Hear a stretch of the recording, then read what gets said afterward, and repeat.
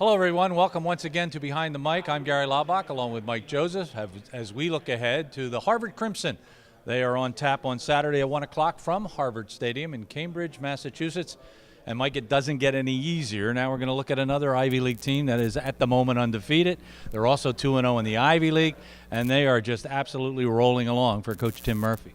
They may be the best Ivy League team we're going to see, especially defensively, and it's they really don't they just reload, don't they? And good defensive players up front, and Lafayette may bode well because they've been running the ball better lately, so hopefully they can control that front seven of Harvard. There is an unusual stat, and it's a little hard to explain because we know this is a great defensive team. In fact, their rushing defense is probably as good as anybody we will see. But they do give up 25 points a game, and it's a little bit hard to figure out why that is the case. But you also notice they score almost 40 a game. And that's kind of a back and forth give and take. I noticed that they give up 343 yards through the air.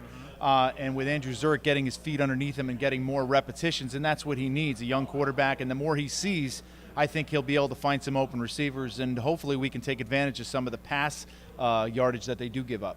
Obviously, the difference we're also seeing in taking on the Ivy League right now is depth. The Ivy League just simply keeps bringing more and more people into the ball game. There doesn't seem to be a fall off of talent, and we right now are really, really hurting in terms of the injury department, and in particularly in the secondary. Right now, Frank says he's looking at 2 cornerbacks and 2 safeties, and he's going to have to recruit some people from the offensive side. So how do you counter that? I mean, what can we do knowing that most of our guys are going to be on the field all day long? It's very difficult, really very, especially when you're playing up there. And Frank talked about them having over 100 players dressed, and us looking, somewhere probably around 65 to 70. And it affects you more in your depth, but you can see it maybe when you get later in the game and you have to bring in an extra D lineman, or guys has to sit out a series or somewhere along the line. We do rotate a lot of linebackers, but it's amazing that the offensive line has done so well the last 2 weeks, has held up, and they're still intact. I think we made a point of this last week. Certainly, you and I don't get a feeling watching the game that the defense is playing poorly at all. In fact, what we get the feeling is that the offense is inconsistent and puts that defense in really precarious positions. So this week, without question, I think we have to avoid the turnovers for sure.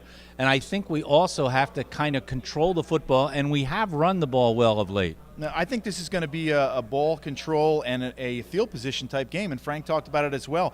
The punt team is part of the offense. You have to be able to use that as well as your punt return team as your first offensive play. So if we can get a good play there, but it's not a bad thing to punt the ball out and turn the ball over, but at least do it on their end of the field. But when you give up the ball at the 32-yard line coming in, at the 15 coming in, or you get an interception at the 2 and you really have struggling to get it back out again, it's a difficult task for any defense, and that would bode well if you're the number 1 defense in the league. Very tough to stop people in the red zone when they turn the ball over so quickly. Well, Mike's going to be talking inside the huddle about some of those offensive sets this week, so you might want to tune in and find out all the terminology he talks about during the broadcast of a game. Otherwise, you're invited to join us in Cambridge, Massachusetts at 1 o'clock for Lafayette, Harvard.